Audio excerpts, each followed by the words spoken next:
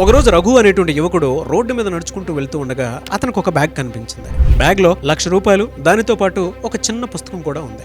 అది చూసినటువంటి రఘు ₹1,00,000 ఇక్కడి నుంచి తీసుకుని వెళ్తే కనీసం అవసరానికైనా ఉంటాయి అని ఆ ₹1,00,000 అందరిలాగా అక్కడి నుంచి తీసుకుని వెళ్ళిపోయాడు. అదే సమయంలో కొద్దిసేపటి తర్వాత అదే రోడ్డు మీదకి భూదేవ్ అనేటువంటి యువకుడు నడుచుకుంటూ వస్తూ ఉన్నాడు.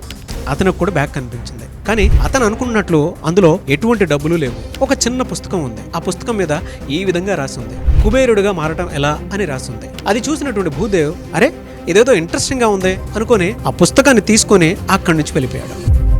సరిగ్గా 5 రోజుల తర్వాత రఘు తీసుకువెళ్ళినటువంటి ₹1,00,000 స్నేహితులతో తినిపించడం, షాపింగ్ మాల్స్ కి వెళ్లి షాపింగ్స్ చేసుకోవడం, తనకు ఉన్నటువంటి అప్పులు ఏవైతే ఉన్నాయో వాటినన్నింటినీ తీర్చివేయడం జరిగింది.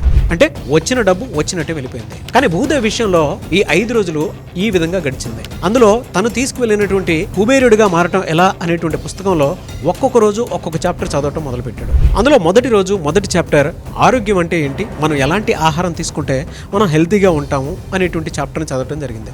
రెండవ రోజు ఆత్మనిర్భరత అంటే ఏంటి, జీవితంలో మనం ఎదుటి వాళ్ళ కోసం ఎదురు చూడకుండా మన జీవితాన్ని ఏ విధంగా బ్రతకాలి, కృతజ్ఞత అంటే ఏంటి అనేటువంటి విషయాన్ని చదవటం జరిగింది. మూడో రోజు జీవితంలో డబ్బు ఏ విధంగా సంపాదించాలి, దానికి సంబంధించినటువంటి నైపుణ్యాలను ఏ విధంగా పెంచుకోవాలి అని చదువుకున్నాడు. 4వ రోజు జీతం మాత్రమే జీవితం కాదు, ఇతర ఆదాయ మార్గాలపై దృష్టి ఏ విధంగా సారించాలి అనేటువంటి విషయాన్ని నేర్చుకోవటం జరిగింది. 5వ రోజు టైం మేనేజ్మెంట్, డిసిప్లిన్, మన మైండ్ సెట్ ఏ విధంగా ఉండాలి అనేటువంటి విషయాన్ని చదవటం నేర్చుకోవటం మొదలుపెట్టాడు.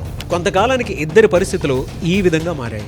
₹1,00,000 తీసుకువెళ్ళినటువంటి రఘు జీవితం ఆ రోజు ఏ విధంగా అవుతుందో ఈ రోజు కూడా అదే విధంగా ఉంది.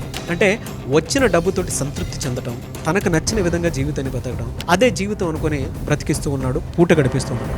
కానీ భూదేవ్ విషయంలో ఆ విధంగా జరగలేదు. ఆ ఆలోచనలతోటి ఒక చిన్న వ్యాపారాన్ని కాఫీ షాప్ తో మొదలుపెట్టి ఈ రోజు ఒక పెద్ద రెస్టారెంట్ తో ఒక వ్యాపారవేత్తగా మారాడు. తనకు కావలసినటువంటి గుర్తింపును కూడా తెచ్చుకున్నాడు. ఇప్పుడు చెప్పండి, వాళ్ళిద్దరిలో ఎవరు గొప్ప అనంటే ఎవరి పేరు చెప్తారు మీరు?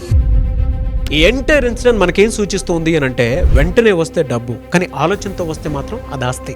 కొన్నిసార్లు మన జీవితంలో డబ్బు రావచ్చు పోవచ్చు, కానీ జీవితంలో డబ్బు ఏ విధంగా సంపాదించాలి అనేటువంటి విషయం తెలిస్తే అదే మన జీవితంలో శాశ్వతమైనటువంటి సంపద. అండ్ మీ జీవితంలో అలాంటి శాశ్వతమైనటువంటి సంపాదన సంపాదించుకోవాలి అనుకునేటువంటి వాళ్ళు ఆగస్ట్ 10th నుంచి Kubera batch food money psychology పేరు మీద ఆ 5 days క్లాస్ నేను కండక్ట్ చేయబోతున్నాను. ఆ 5 days క్లాస్ కనుక మీరు ఎన్రోల్ చేసుకోవాలి అనుకుంటే స్క్రీన్ మీద మీ కాంటాక్ట్ నెంబర్ కనిపిస్తుంది. దానికి మీరు కాల్ ఆర్ మెసేజ్ వాట్సాప్ చేసి వెంటనే ఎన్రోల్ చేసుకోండి.